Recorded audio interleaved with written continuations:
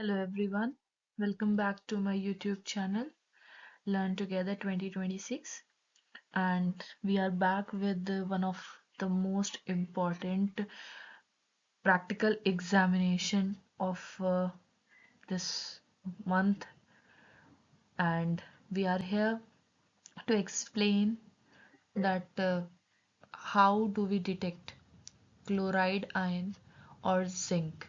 So basically when a student enters in lab, he or she does not know anything about what is going to be in that wrapper or in that particular salt, right? So in that case, every student has to start from scratch, and the scratch for any acidic radical is that suppose we are having something A compound, right? So we have to take that salt to in a pinch, like just a pinch of salt, and we have to start always with dilute sulfuric acid. We see no gas is there. Just take the test tube towards your nose, smell it, and you see no gas is coming out. It means carbonate is absent, sulfite is absent, and sulfide is absent. Okay, so when sulfuric acid, dilute sulfuric acid does not gives any gas, it means carbonate, sulfite, and sulfide is absent. Okay, so if this is absent, then we will move towards the next step. We will wash off that test tube and take a new test tube, a fresh pinch of salt, add concentrated sulfuric acid. Earlier we used dilute sulfuric acid, now we will do the practical with concentrated sulfuric acid, and suddenly we see a colorless gas which is obviously not visible, but a pungent smell will come out. If that pungent smell, choking ekdam, it will touch your nose like a very stink, then it may be chlorine. Okay, you have to be ready with a pinch of MnO2, manganese dioxide. It is kept in the shelf in your lab, and you just have that is black in color. So just take a pinch of MnO2 and put it in the test tube from where you are getting that colorless gas. You see, as soon as you add that MnO2, you will see a greenish yellow gas is coming out. The gas which was earlier colorless now is visible with greenish yellow gas. So this confirms chlorine. Okay. Now this was the preliminary test, and this is the confirmatory test. We have to be little bit more sure, because at least two confirmatory test has to be given according to CBSE norms. So we will move towards, we have identified it as chlorine, so we'll move towards chromyl chloride test.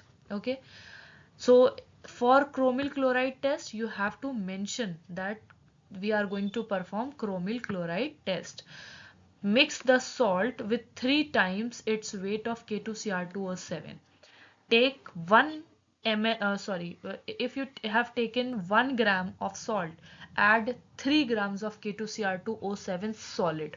Okay, now add concentrated sulfuric acid to the same test tube, and be very careful because K2Cr27 is having a vigorous reaction with H2SO4. So whenever you are adding sulfuric acid, slightly from the sidewise. Okay, now you see orangish yellow vapors are coming out of the test tube, so chlorine is present, confirm.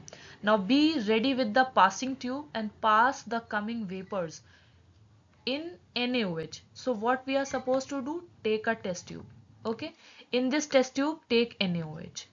In this test tube you were performing chromyl chloride test. Okay, now put the passing tube in this way. Okay, now NaOH will give you yellow color PPT. This confirms chlorine.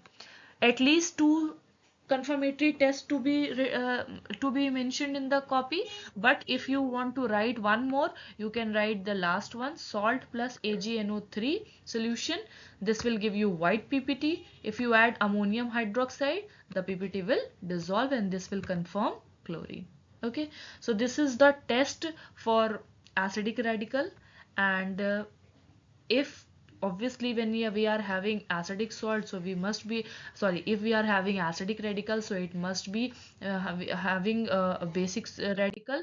So we'll move towards the basic radical, and we will start from scratch in this also. Okay, so our earlier radical acidic was chlorine.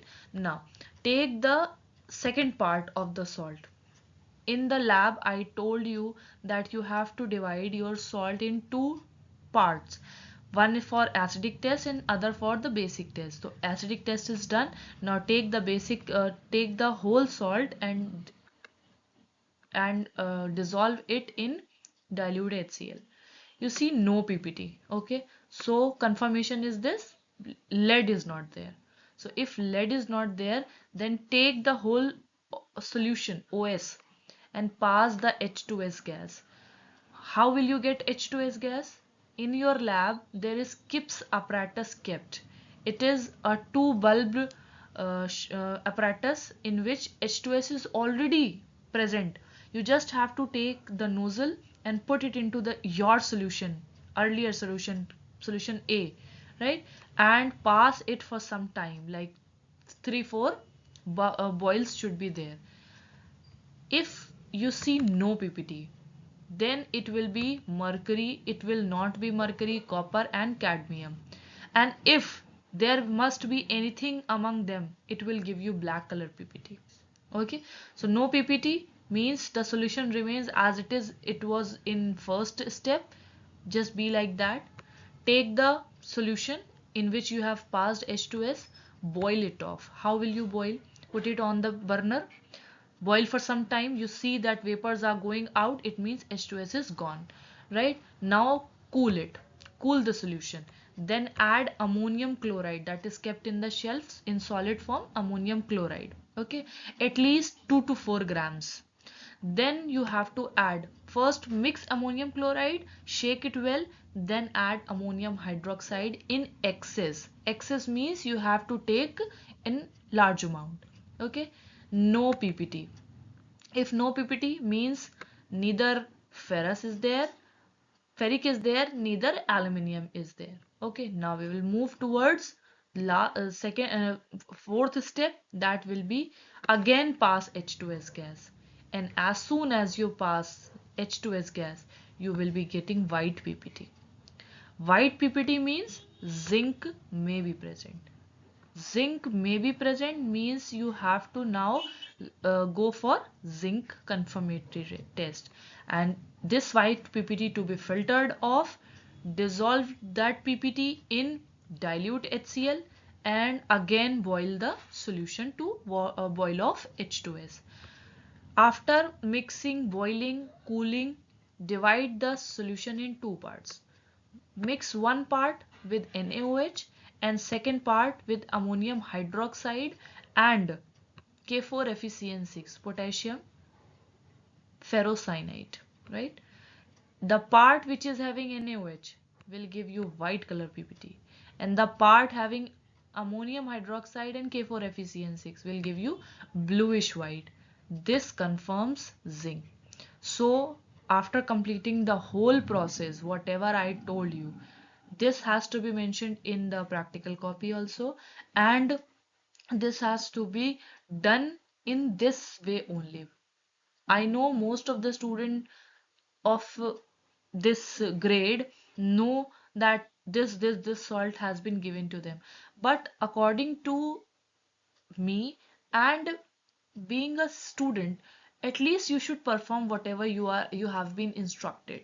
You have been given with resources, you have been given time, so at least perform these radicals, because someday you people will be a chemist, a pharmaceutical company, so at least you know how to handle chemicals. Okay, so at least go for it. So I think this is it for the acidic and basic radical, and the salt which has been given to you is zinc chloride.